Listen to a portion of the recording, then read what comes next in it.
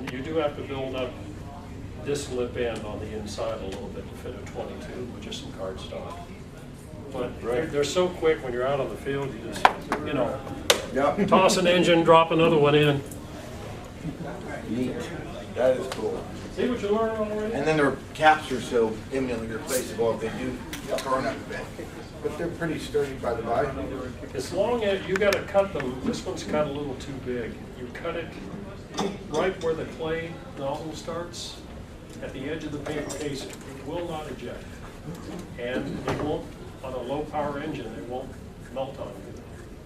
So, anyway, I got more junk. Brilliant. All right, so Chris, we're going to go ahead and get started. The lunch thing's just getting out. Okay. By the time they all do potty breaks and everything, we're just going to mess up the whole afternoon. So we're going to go ahead and get started. All right. And Chris, what can I say? He's the man. He's got all kinds of great stuff. I'm not going to do any kind of long-winded intros because it already took a minute of his time. So we'll just go ahead and get started. And I hope you know we're planning to videotape you. Just so that way Should have brought the banjo. And, all right, so with no further ado. Thank very you. much. Thank you very much. Okay, I'm going to wait before I do my, what's the word I'm looking for? So nobody will sue me. Disclaimer. Disclaimer, thank you. I'm going to wait to do my disclaimer because I want to be sure everybody, once in a while, do you guys all go to the blog? Do you know the blog? Who's right? Show hands. You two out. I've got a website called modelrocketbuilding.blogspot.com, and I've got everything from Saturn V builds. Follow the blog? All right, bloggers. It's the address in the middle. Currently, it gets about 750 hits a day worldwide, and that's not by robotic searches. That's people. Surprisingly, it's amazing how many people in Vietnam follow the blog and over in Russia, of all things. Yeah, but it gets 750 hits. There's 3 years worth. I do 2 blog posts a day. One is a build post, and the other one's just general information and history. So should I do my disclaimer? Yeah. Sure. Hi, welcome. Come on in.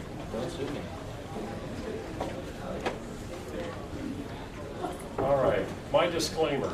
Before I get too far, everybody's got their own way of doing these things, and there's nothing wrong with anybody's methods. I don't want to come up here and make it look like mine is the only way to do it. Heavens no. I get in enough trouble on the forums for posting an idea without somebody jumping down your throat. And please take everything with a grain of salt. Don't go home and email me and say, you ruined my model. I've had a couple young modelers tell me that. And I say, send me a picture if they do, and I didn't ruin their model, believe me. So I'm going to try and go through. What I'm trying to say is there's a lot of good ways to do it. I don't build models traditionally because there's so many new methods and new ways to do it. Hopefully before we're through, you might learn something. You're going to disagree with me on some stuff, and that's cool. And I'm going to try and give you guys a couple good routes to save money. And instead of buying sandpaper, you can buy rockets and engines. All right, I'm going to talk about all the tools you need. Remember at the top page of the instructions, you'll need these tools to build these models. Think about what I'm going to show you right now. This is going to be ridiculous, but dowels. What you do on the dowels, you have one end that's sharpened, you have one end that's rounded. We're going to get more into this for shroud forming. How many people have trouble forming shrouds? Okay, before we get through, we'll hopefully get through all that. I have shrouds of different sizes. Sometimes I'll put a launch lugs over the end of a dowel to cut them to size. You don't lay a dowel on your table and try and hit it with an X-Acto knife, you'll crush it. Anyway, you can lay them over a dowel. It'll give you the back support you need. It also gives you a painting surface when you fill the seams in the dowel. Do you guys fill the seams in your launch lugs? You do. You're out of your minds. Kind of like me. So you want to get, and I'm going to say get everywhere from 1/8 inch, 3/16, 1/4 inch, up to maybe 5/16 or 3/8 inch dowels. Round one end, sharpen the other end, and keep them handy. You're going to use these more than anything else in your build, in your tools. Sanding blocks. I've got 3 different sanding blocks with me. This is the old style drywall sanding block. If you can run across these are the best things out there. All right, sometimes you can pick them up in the drywall section at Home Depot. This has got a piece of 400 grit on it. Believe it or not, I've used this piece of 400 grit already 3 times. Sanding primer, load it up. I'm going to teach you how to clean the sandpaper off and save you $50 a year in sandpaper. This is a brand new block from Midwest. Tungsten carbide hand. Have you guys seen these yet? Reusable sanding blocks. $10 at most hobby stores. You can get them from a lot of the distributors. The problem is these things are great for the medium and rough grit sandpapers. For the 400 grit, there's always a little bump somewhere. And you're sanding on a fin, and you get this circular pattern on your fin. You're digging a trench in your fin. I can't recommend these. You're better off going with just the black 400 grit wet dry sandpaper. This is the greatest sanding block around right now. Anybody else have one of these? You're all set. How much sandpaper do you go through? Okay, I'll teach you another way to save money on that. Because this sandpaper comes in a roll and it sticks. This is sticking pretty good today. But it gives you an absolutely flat surface. It's aluminum, it's cut to your hand. I don't know what this is from. But it's the best. If you don't have one of these, the 5-inch sanding block will do 90% of your sanding for you. I think it's a 5.5-inch sanding block. Midwest Easy Touch hand sander. You could also, if you like, is get some 400 grit, do some spray adhesive, removable spray adhesive. Cut the strips, you can stick them down to this and go with that also. Okay, here's the dumbest slide you're ever going to see. I should have pointed this out. This is the roll of the 220 grit. It's not even a full 220. It's a little finer than that. It's almost like a 300, if there was such a thing. But that's how it looks coming from the store. It's about $5, maybe $3.50 for the roll of sandpaper. One roll, if you reuse it like I'm going to show you how to do, will last you over a year. It's going to be cheaper than anything you can buy at Home Depot or the Nortons for that matter. Okay, there. Boy, have I got too much time on my hands, huh? These are the most useful tools I have right now. Have you seen the micro brushes? Does anybody buy the micro brushes? Anybody use Q-tips? Sometimes. These things, I'll show you a couple uses of these today. I tend to pick mine up at the dollar store. How many are in that? It doesn't say. There's like 250 for $1. And yet the ones that have the plastic stick in the middle, the cardboard sticks on the Q-tip brand swabs will break down when you're wet sanding. And we'll talk about wet sanding using the Q-tips in a couple minutes. I take the Q-tips. You ever try and run a fillet on the upper centering ring of an engine mount? You're dealing with 12 inches down there, and how am I going to get? Take that rounded end of your dowel, put a drop of glue on it, set it down, smooth it out. You can tape a Q-tip to the stick, and the Q-tip will round out that fillet for you and pick up all your excess so you don't get any of that bottlenecking on the body tube. You know, they shrink up now. All right, if I'm talking I got so much crap I got to go through, so bear with me. It's going to get more interesting. What else we got? Scotch tape for masking. Anybody use Scotch tape for masking? Monty does because he was on the blog, probably. It's on my blog. You guys use Tamiya tape? The real, Yeah. you won't have to. Hey, you don't sell it, you know. I know you do. And I keep telling you, Roger, you got to sell Scotch tape. Yeah. I've got a slide coming up where I'm going to show you the Scotch tape. How to do effective masking. Everything from masking rings, or like half of a nose cone, everything from masking root edges. I just finished up masking an entire Saturn V, Estes Saturn V with Scotch tape. No masking tape involved. And I want you to come up afterwards and check out some of the masking lines that I get by using Scotch tape alone. And I'll teach you how to do that in just a minute. Everybody got your rotary punch at home? Okay, this is a great tool. If you set it at the largest hole punch, it's almost, 1/8 inch launch lugs are actually 3/16 of an inch diameter. If you set a typical rotary punch at the largest punch on there, it'll give you a friction fit with a 1/8 inch launch lug. I also use these like Wes does with Dr. Zooch to make his engine lock relief notches. I don't cut a square notch, I just punch it. I've had this thing for 5 years and the tubes have not worn out. They're still good. You can, instead of punching a parachute with a pencil, lay a piece of cardstock behind your vinyl on your parachute, set it on the smallest setting, and punch your holes around the parachute with the rotary tool. It's just cleaner and chances of it tearing are lessened. Okay, am I talking too fast or everything's okay? That is the rotary punch here. This is a typical, just a 1/4 inch hole punch you can buy in an office supply store. This is what Estes Industries used on their Scout rockets 100 years ago to punch the relief holes. You're going to get a real clean, if you ever have to punch some sort of relief hole, like on a booster stage of a 2-stage model, there's the cleanest punch you can get. These are sometimes hard to get inside of a booster, but that thing will work and give you a real clean punch, perfectly round, in and out in a second. Okay, those are the tools. If you don't have, think about getting them. They'll make your life a whole lot easier. One tool I did not mention, Harbor Freight long tweezers. We'll talk about that more in just a moment. Okay, moving on. Masking. That's the window of my townhouse. You cannot cut, don't worry about it, you can't cut. My ex-wife, this is probably why I'm single. My ex-wife would freak out when she'd see me go up to a window glass and cut with a razor blade. That's just goop from another sticker. That is not scratching the glass. You lay a piece of Scotch tape on your window.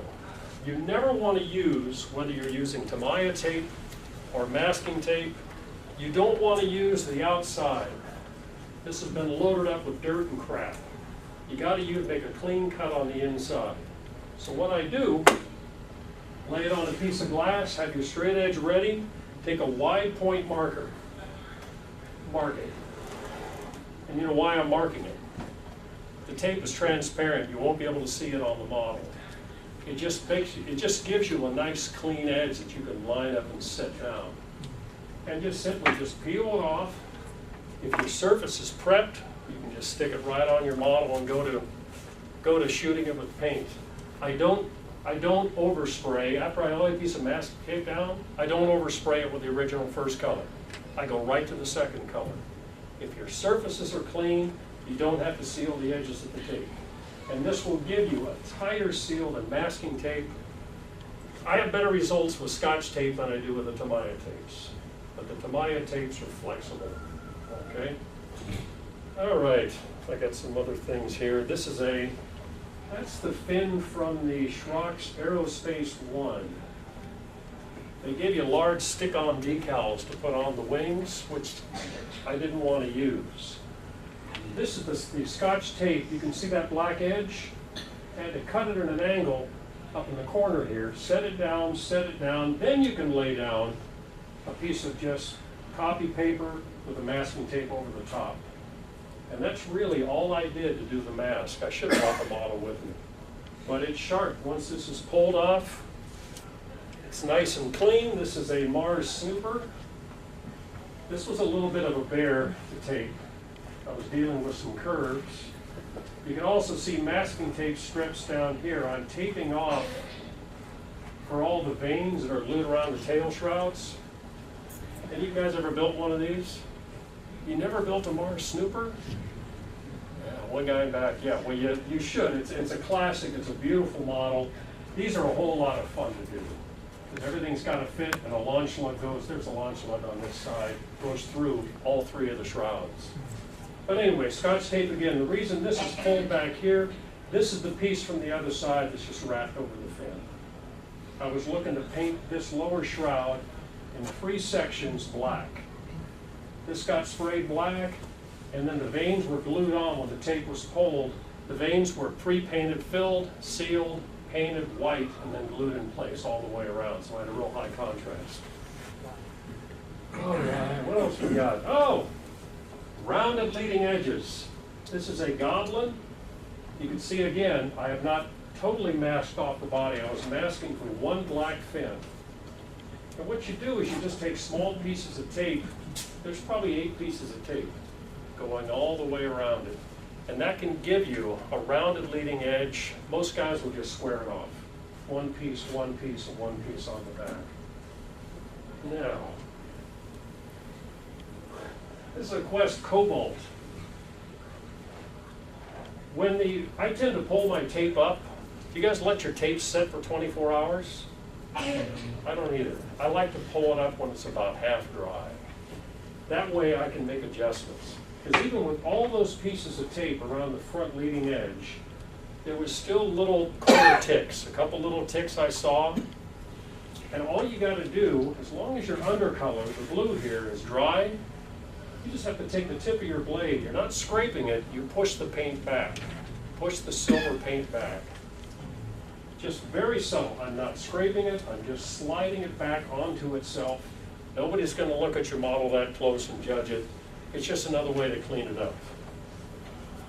Now, where are we at? Oh, we're back to dowels again.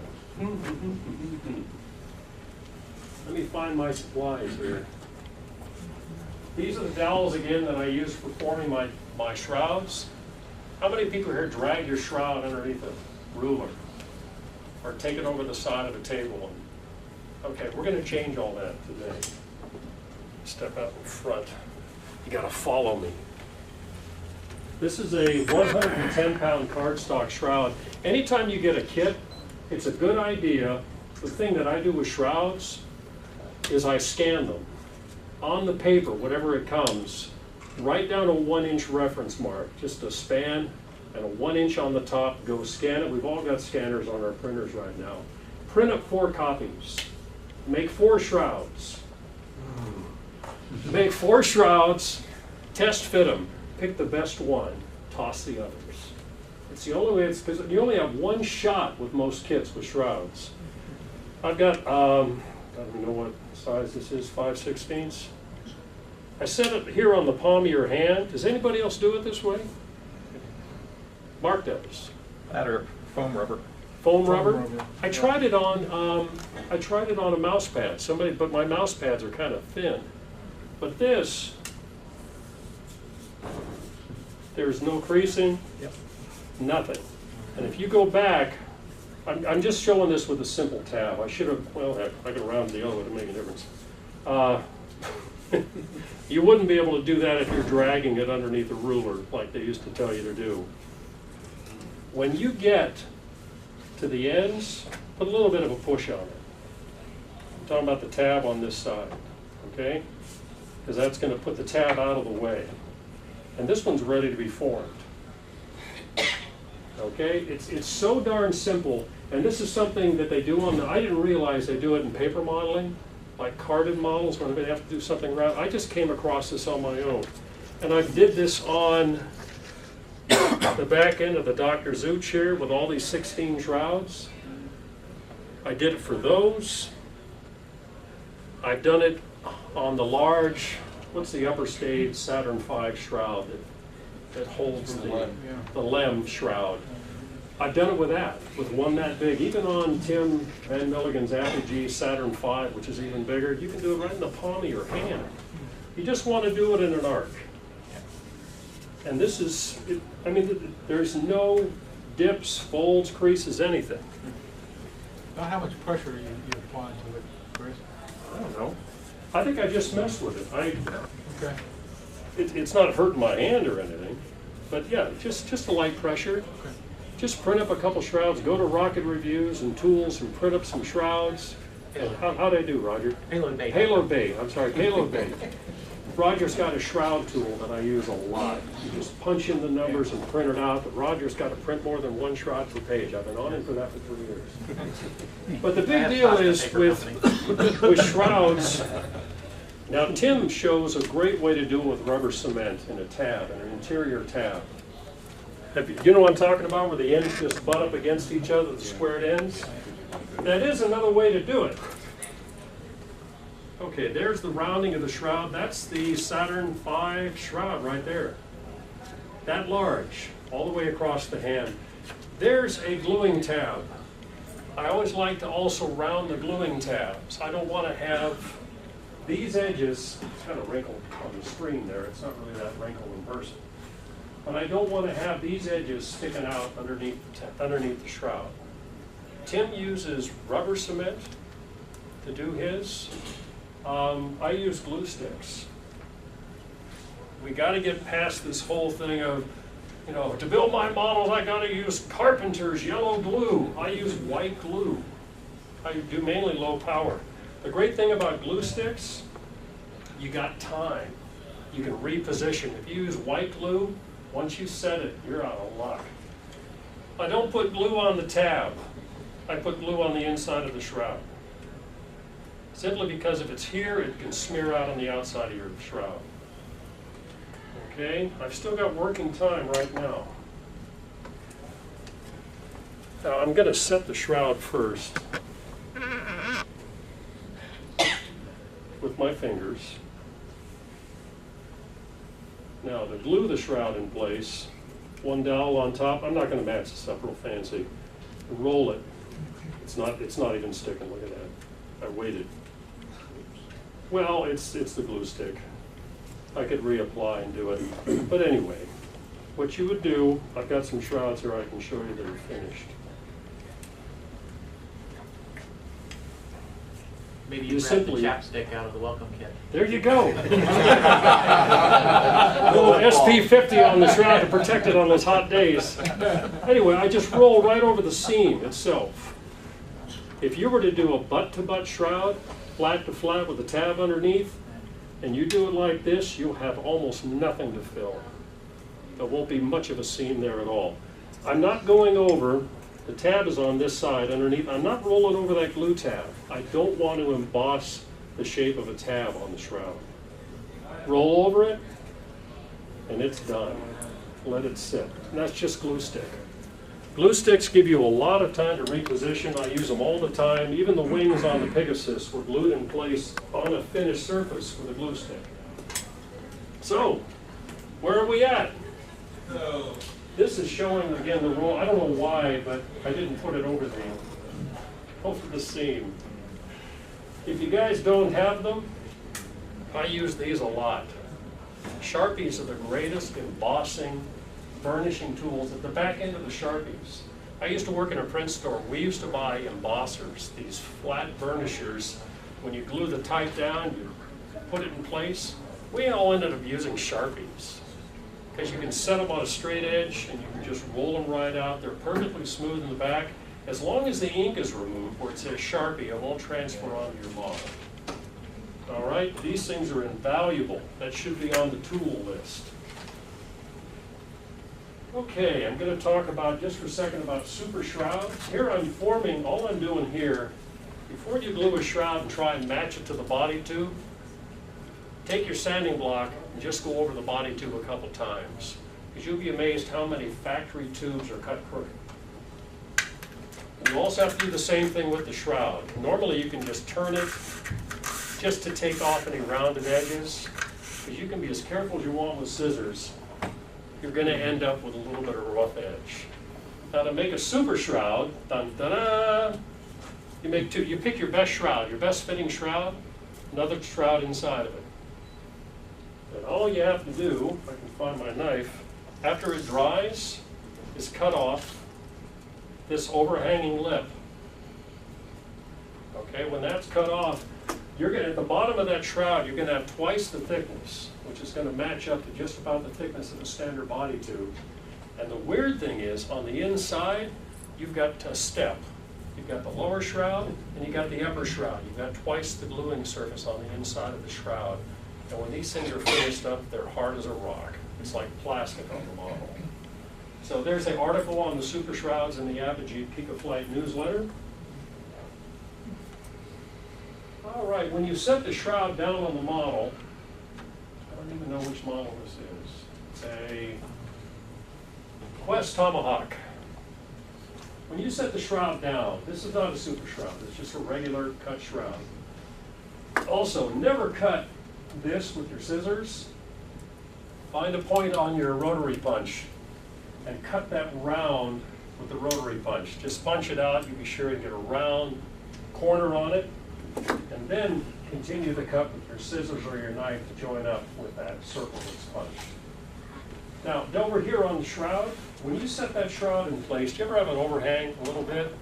While that glue is still wet, take your dowel, roll the dowel around the shroud and mold this pliable paper to the diameter of the larger tube. It just takes a moment and your finished model will be a whole lot smoother. You won't have any, if at all, any lip or edge on this, and much less to fill later on. That's cutting off the lip on the super shroud. These are a little out of order, I apologize. All right, moving on. Anybody have any questions on shrouds? The din of rocketry. Remember that first time you bought a drifter kit, the older guys here, and you tried to make that shroud on the back end and it turned out looking like crud? Okay, where's my brush? How much 400 grit sandpaper do you guys go through? Anybody still fill with a sanding sealer? No, really? Okay, I don't know a lot of people that do. I gotta wonder, I always joke that rocketry kept me away from drugs in high school, but heck, I probably got higher smell than that sanding sealer. But 400 grit sandpaper, when people talk about wet or dry, you can leave, right now I've got water here, use sandpaper, that's primer filler on the sandpaper. You can leave sandpaper in a glass of water overnight. It won't make any, it's not gonna break down. 220 will break down, okay? If you wanna get rid of all this crud that's on the sandpaper, get one of these soft wire brushes. This is very similar to a suede brush you use on your shoes. They got them at Home Depot. It'll be $1.50, but it will save you $1 per sheet on your sandpaper. And all you do, this one's been soaking for a little bit, and you can see it's unusable. You just go, and watch it not work for me. Because this will only work for a while. Do this over the sink when your wife is not around. Oh, because it will get all over the sink. Now, even though it's got a little bit of paint still on it, or filler still on it, it's almost as good as the original 400. And every time you can do this up to 5 times before you can't clean the paint off it. And then you gotta throw it away. But sandpaper's like a sheet. It's ridiculous and how much you gotta go through, especially when you're sanding primer. You can also do that with a wooden sanding block. I just leave a piece of 400 grit on it. I just quickly run it from here. I'll have the stream of water just running very light.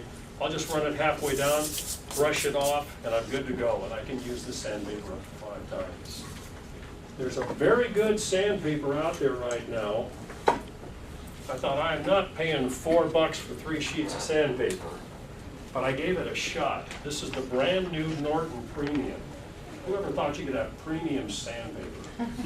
But this stuff is like wet or dry. You can scrape it, you can brush all the gunk off it, you can reuse it. So you actually save money in the long run with the Norton Premium. Moving on. You guys still use X-Acto knives? Why? I used them forever. When I started working in the print shop, we started using breakaway blade knives. I've just gotten so used to these things. This is the Olfa XA-1. It's a little more comfortable than an X-Acto knife. It won't roll off your, you ever had a knife stick you in the leg? You ever done roll off the table? Yeah. How'd you get that scar? You don't want to know. So, But why do you change X-Acto knife blades is the tip breaks, right? The tips are brittle. Anytime you need a new tip on these things, and there's 13 tips, you just take the back end of it off, done. But I've got a brand new tip, it only broke off less than 1/4 of an inch off the blade, and it's just as sharp as a brand new number 11 blade. Number 11 blades now are $1 a piece. I bought the knife, the handle at Home Depot for $4. I bought the blades at Harbor Freight, they're like 1.50 cents each. So I'm just saving money. What do you do when you need a blade with a really sharp tip? You need that sharp tip. I call you. I've still got X-Actos around, but I don't use them hardly ever. I'll show you what I use X-Acto blades for in just a minute. I really don't need them that much anymore. The angle on this blade is about, that's 40, it's not 45 degrees. It's a little sharper, it's a little higher than an X-Acto blade would be. But once you get used to something new, and there's always that little bit of a learning curve, I don't need them. Yes, Randy? I found a pin drill / knife set with a number 2 handle made by Cobalt at Lowe's. Uh-huh. And, you know, it's got a place for everything and everything in its place. Plus, you can put number 1s in it, not number 11s. Yeah. Number 1s, okay? Right. But the nice thing about the number 1 blades, if you recall, is they're about 50% thicker than number 11s, so they're Yeah. a lot less prone to breaking. And you can still get that nice long point. Yeah. And plus, there are a lot of different blades that come in that kit. And I paid somewhere between $9 and $15 for it. It's been like 2 or 3 years since I bought it. It was very reasonable, kind of a nice little closing Yeah, there's case a lot of, and the there's whole nine grip yards. hold, there's a bunch of different companies making X-Acto style knives that are so much cheaper. But I do keep an X-Acto knife handy, but I use it not even 1/10 of the time. I use these, I'm saving money. I'd rather buy and build kits and buy paint and have fun than deal with giving X-Acto $1 for something that big. But for that purpose, I use that set, but that's my everyday knife. What's that, the Olfa? You betcha. There you go, man. That's my everyday knife. There'll be a balloon for you after the meeting. What else was I gonna say here? Anyway, I'm losing my train of thought. Oh, let's talk about filling the seams on the body tubes. How many people mess with that? What do you use, primer? Wood filler. Wood filler? Carpenter's wood filler? Back watered down. Good body tubes. What's that? Good body tubes. Well, good body tubes. They used to be a whole, there was all that discussion about body tubes are not what they used to be. They're not. They aren't as good. The old brown ones, these are made with recycled fibers, I think. Anyway, what you want to do, so you can see, because you can't see when you're filling the seams, take your mechanical pencil, and it'll stay right in the groove, and just draw around it. All right? What I do with my X-Acto knife, and I don't have an X-Acto with me today, I put the mix ratio for the Carpenter's wood filler on your page there. I'll dip my knife in and wipe off the back. With that line there, I can lay the knife right on the seam and drag it. It forces the filler into the seam. It gives you less to have to sand. I know some people were using Bondo. I don't want the fumes. But I used to take a razor blade and squeegee off the outside of it. I just leave it dry. When you sand down body tube seams, don't sand this way, sand this way. All you're doing is knocking this right out. You're not going to get 100% fill using Carpenter's wood filler. That's when primer filler comes into play. And I'm not the Rust-Oleum, not the crap you get, at Walmart. Go to an auto supply store, Duplicolor filler primer. Not just primer, but filler primer. It's thick. Typically for me, filling fins and body tubes, 1 coat of Carpenter's wood filler, sand it off. Then I hit it with the filler primer filler. 1 thick coat of that, sand it off, I'm ready for color. There's people on the forums that do 4 coats of primer filler. I would never finish a model. I would be out of the hobby if that were the case. But this primer filler, you're gonna pay $7 a can, but it'll do 7 or 8 models for you. And it'll also fill up any remaining seams that are left on your body tube. Now that's what I was talking about, Mike. That's what I use X-Acto knives for, is dragging it, dipping and dragging down the body tube, okay? But this will help keep filler. It forces it into the seam, and as you're dragging around, the seam itself will keep the blade in line. So you are filling just that seam. Ooh, this is one of my favorite models. It's right here. This is a Centuri Finless from the American Rocketeer. This is all the great, you can pass that around, Lon. That's the greatest filler material on the planet. This is compact paper. It's blackboard covering material. If you're looking for black, just for sport models, this stuff is incredible. There's also some aluminum trim on that. Those little dots, that's monocoat trim, a aluminum monocoat trim material that I punched out with my rotary punch. I had to go inside with my X-Acto knife and dig out the dot and place it on the model, but it gave me a chance to do some extra detailing on it. This is the old Estes 260 Space Booster, had clear fins on it. All this was done with the contact paper blackboard covering material. I don't know if I want to get into this or not. I was going to talk for a moment about parachutes. And where did I put the new parachute? Oh, here we go. This is my brand new, we just designed this and had 25,000 of these printed up. They're on display at johnrocket.com. This is meant to look like a Saturn V gourd recovery parachute. Saturn V parachute had 64 gores. I know because I counted them. This one's got 32. The reason I didn't go with 64 is on a parachute this size, it screws with your eyes. It's like a hypno disc. It'll really mess with you. This parachute is 1 1/4 mils thick. It's sizable, 18, 15, 12. It's got 3 spill holes cut in it. BMS is going to be carrying these. Roger is going to be carrying these. You're welcome to come up afterwards and take a look at that if you'd like. I tried to design a better low-power parachute, and it came out better than we could possibly hope. You guys even make your own parachutes anymore? You just take them out of the kits and...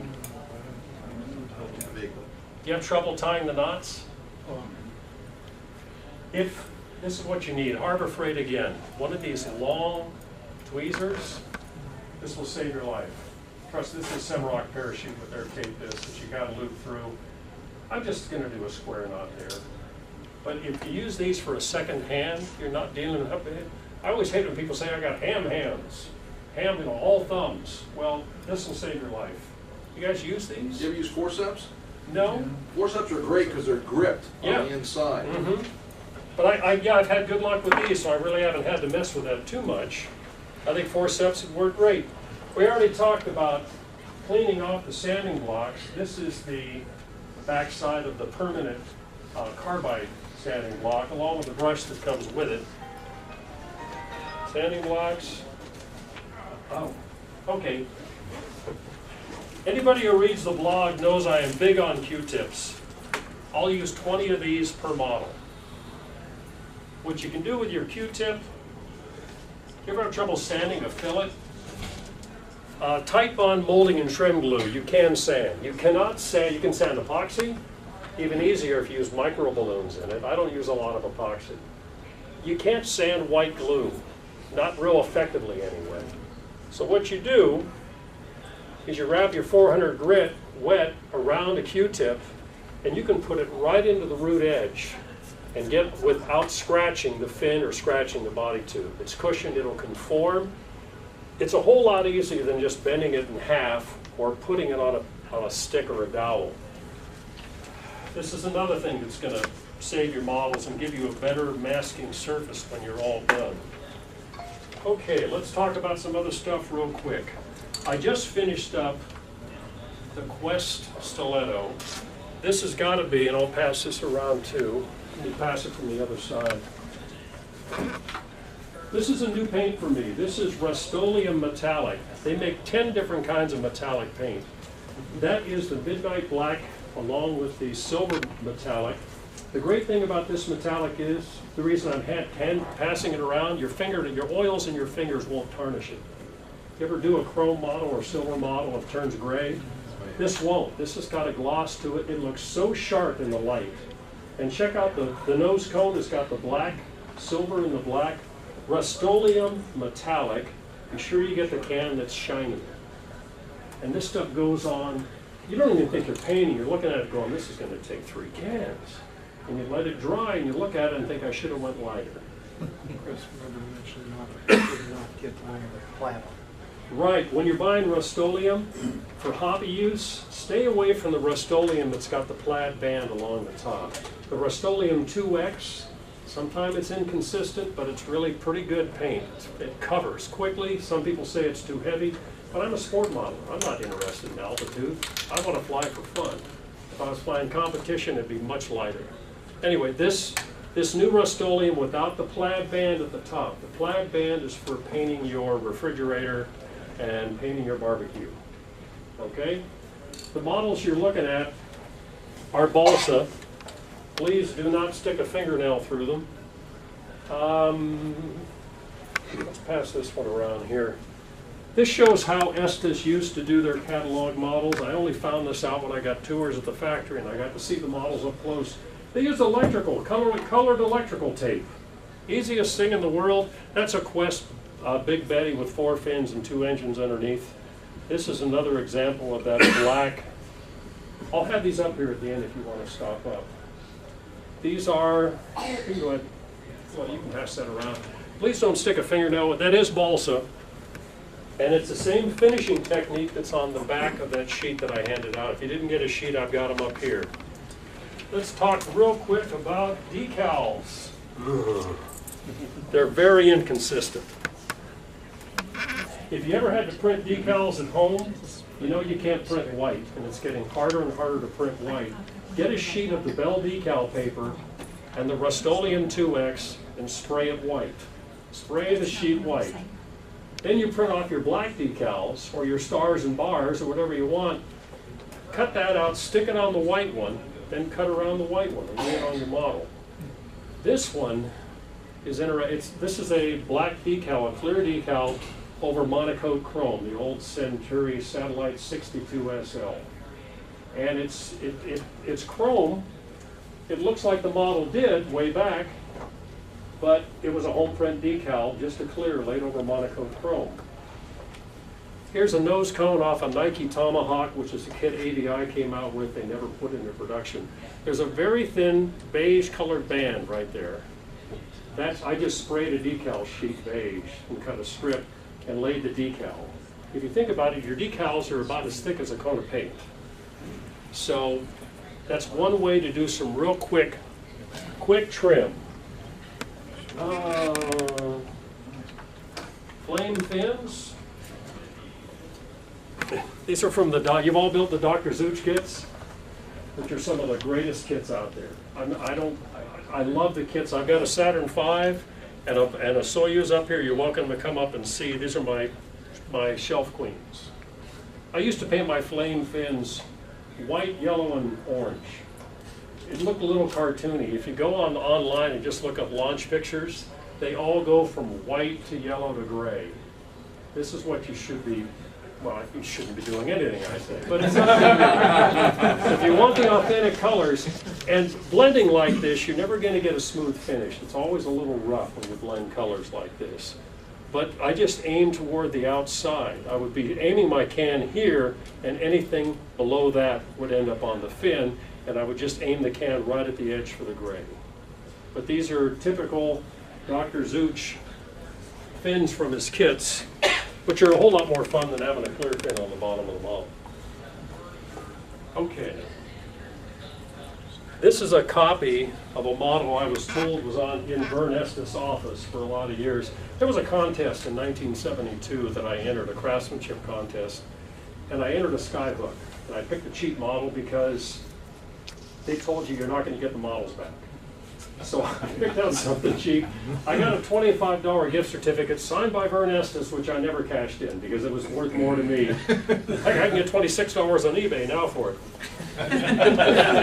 But I was at NARCON 75, or what was that, 19? NARCON in 75 or less? No, 17. 17, he would know. And I asked Dane Bowles, who used to work with Estes, R2D2 they used to call him.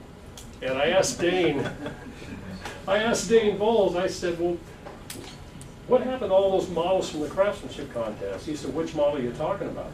I said, well, the one, the Skyhook with the walnut stained fins. He said, oh, that's on Vern's desk. I said, oh my gosh. So that made, I don't know if he was lying to me or what. It made my day. They're always been very nice. The weird thing is I've got this horrible 24-point brush. This is the old rub-on Letraset letters that we used to use a lot in the print shops.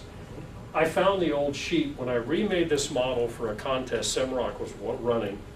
I used the same sheet that was like 35, 40 years old, and it still transfers. Really? Yeah, which was surprising. Yeah, it's pretty. This is a masking tape mask. This was a quick build. Something to think about. If you ever want to stain, you ever get a piece of balsa that you put it up to the light and it kind of moves and shimmers? I don't know what that cut is called, but buy a sheet of that fancy balsa, go to Tandy Leather and buy orange or purple leather stain. It's alcohol-based stain. You can stain the fin. This is walnut. You got to fill the fins before you do it. Not with sanding sealer, but with carpenter's wood filler, which will take a stain. This was a quick build. Don't look at it too close. Anyways, oh, here's a fun one. This is the shot dog. I got 10 minutes? 10 minutes. Oh, hell. Okay, this was one that went, this was a oddball contest that the old EMRR had, and I don't know why I thought to make a hot dog, but my daughter gave me the suggestion. We were having fast food. She goes, Dad, you want to make fins that say ketchup on it? So I grabbed a bunch of the ketchup package, cut the ends of it off. I squeezed out the ketchup and squeezed in 1/16 inch balsa and shoved it into the nose cones on this thing. It flies. It's horrible the way it flies, but it does fly stable. The second time it did. The second time, we added more nose weight. Thanks, Roger. Remember, it's Judy Rocket, Don. The funny thing was, I had to go through Walmart with a hot dog bun package in my hand and a package of hot dogs, and I had to go match the colors up to the hot dog bun. So at the top of the nose, you can see where it looks like it's tied. That's the back end of a razor blade just pressed into the balsa. So that was one of the funner builds I've done in a long time. What's the bun made out of? The bun is like two ST16 blunt nose cones that were, everything was glued together, then cut and split and opened up, and the back end of the body tube worked like a hinge. So, yeah, that was a fun design. Speaking of fun designs, this is I'm unveiling this at NARCON. This is a Pegasus, and it's always the favorite model when a girl shows up at the launch who doesn't want to be there. This is the one that all the girls want to see launched. The guys think it's funny too, for that matter. If you're not familiar with my Auto Rockets products, I've got an adapter here to show. I've got the raised spring. I'm about ready to put an order in for 3,000 more raised springs. These things sell. I don't make any money on them, but they introduce people to the hobby or to my line of toys. So that's when pigs fly, right? Right, Yeah. That's it, and it does fly. I was very concerned about the swept back ears and the goggles that were I thought it would do this. It's perfectly fine. AA3B64C65. And John Rocket has the kits right now, so I can all see you going home. Gee, dear, what'd you bring me from NARCON? Brought home the bacon. How long does it take to put that one together? The pig? With rockets, it all depends how much time you want to spend with it. My big thing is spend 5 minutes on every assembly step, longer than you normally would. Just take the extra time. There's another product I'm working on that I've been working on since 2009. This is a fin alignment tool called the fin tool. And I just have a 3-fin BT20 here, just for example. But it does line your fins up 90 degrees all the way around. You can use it as a fin marking tool. On the bottom, it's got a slot which centers your engine hook between two fins. Comes with a 3-fin model, 4-fin model. You could do up to, it's a BT5 to a BT60. This is still under development. I've got to make some tweaks on the instructions. So, anyway, this will be coming soon. You're welcome to come up and take a look at it. I know I've been blathering on, but yeah. I've been testing that for Chris, and one of the great tricks that I found with it is that you can build cluster rockets with it. But what you do is you first build a single engine mount, slide it in with no glue, put it on the fin tool, line everything up, and glue your fins, and then pull that mount out and put your cluster in. So you can do either way. And this works like, thank you, Lane. Your dollar is in the mail. This works like a, thank you. This works like a second hand. It really, it'll hold the fin for you. You can set one fin down, whether you do the double glue method or not. Set a fin down, and it'll be there. You can turn it and move on to the next one. It will put your fins in the perfect 90-degree alignment. The fun thing was, I always did it by eye. And I took some of my old models and I stuck this thing on the back of a Red Max. There's a 3-fin and a 4-fin unit. And I stuck it on the back end of my Red Max, and all the fins were off. I thought, all these years, I've got this down. So anyway, it also comes with a 2050 adapter for 24mm engines. The dowel on the bottom is for strength, and that's for your BT5 models. So it looks so simple in essence, but this thing took 20 laser burns to get it right, because they don't know what you're talking about when you present something like this, and probably 4 different prototype models to come up with this. It's small, and also, if you have a model with fins that aren't swept back, we have these little pieces that are shaped like a tuning fork. They slide into the base, and they'll hold your fins in place. So we tried to cover all the bases. Unless you have a 5-fin model, then you're on your own. Do we have any questions? Yes. How would you tape off a nose cone around the conical part and get that line straight? I did an article in the Apogee newsletter. Anytime I come up with something that might make me money, I send it to Jim. You basically lay tape down on the window like you did, and you cut an arc, a thin piece. It's in an arc shape. And it's going to take a couple tries to get it right, but it will lay around. Every nose cone is going to be different. You may cut 3 or 4 pieces, but in the end, you'll find a piece that goes all the way around, and because it's that curved shape, it'll lay flat.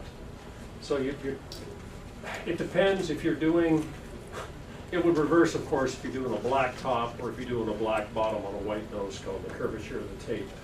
But I would say 3/32 of an inch thick, and it should lay right around that nose cone. But it will take more than one try to lay it down straight. You just got to be patient with it. I wish I had a nose cone that was done like that.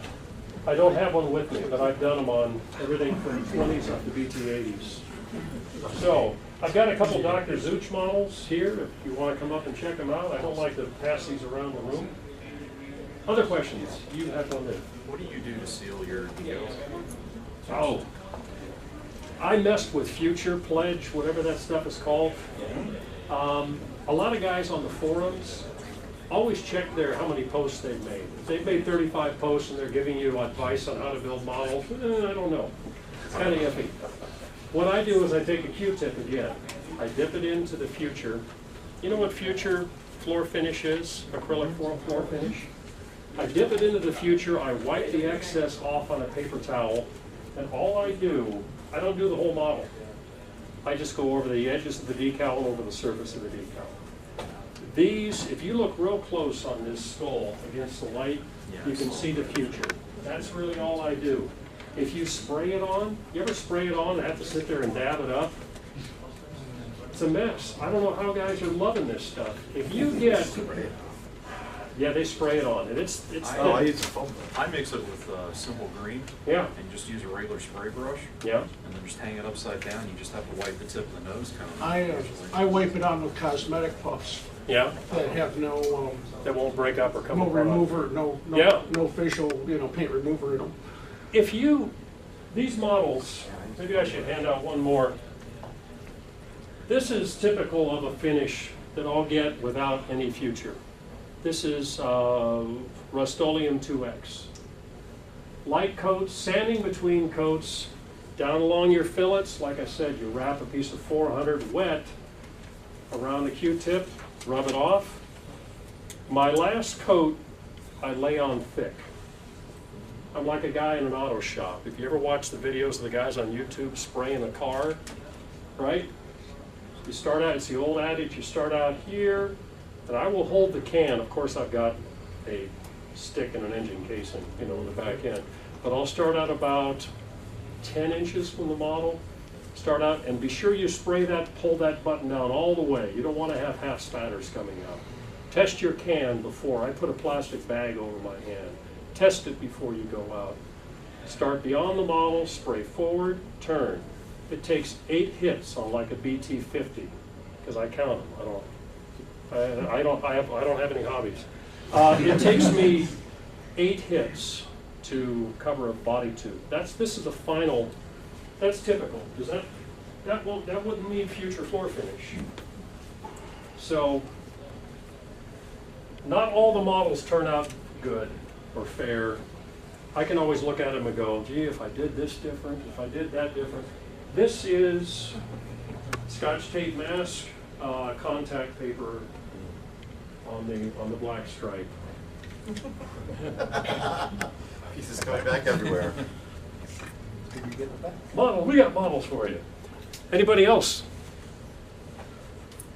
Who has the black contact paper these days? Michael's. 'Cause, Michael's Craft Store. You may have a little bit of fun finding it. It's not my idea. Somebody else came to a rock launch in Orlando, and I thought, how did you do that?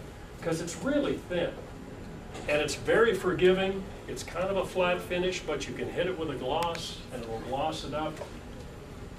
I don't think you could do like a Gemini Titan with that stuff. I don't know. The roll pattern on the Gemini. But it's the best, cheapest, fastest. One thing you got to watch out for, you may have noticed a gap. Anytime you use electrical tape, you always got to go longer than you think. When you cut it and peel it off the glass, it's already been stretched. You set it on the model, it'll close up on you. And 6 months later, you'll see gaps. And there's even gaps with this stuff. But it's not horrible, I don't care. Any other questions? Hopefully I'm covering everything here. Were you going to cover the CWL? What now? Carpenter's wood filler? Yeah, you can still get it at Walmart. The old, not the old Carpenter's wood filler, but you can get a big tub of Carpenter's wood filler, 16 ounces for about $4.50. I mix it up. I just use measuring spoons. Like I said, I'm single and I can do that.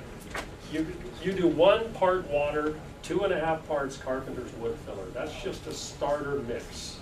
That's just to get you going. Stir it up with a stick, snap the top on it, shake it up for a minute, and you're good to go. I use these cheap 1-inch 40-cent brushes you can get at Home Depot. And it'll brush on and look grainy, but it will sand smooth if you haven't used it before. Anything else? I think my time is up. Thanks for coming out.